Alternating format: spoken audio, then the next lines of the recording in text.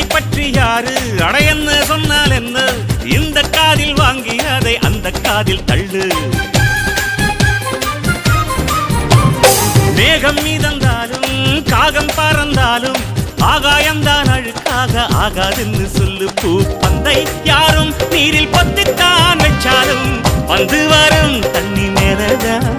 ஆட உன்னை யாரும் ஓரம் கட்டித்தான் வச்சாலும் தம்பி வாடா வந்து போடத்தான் மூணாம் பீரை மெல்ல மெல்ல வெண்ணிலவாய் மின்னுவதை மின்மினிகள் தடுத்திடுமா சக்தி எல்லாம் ஒன்று சேர்ந்தாரே சொர்க்கம் வரும்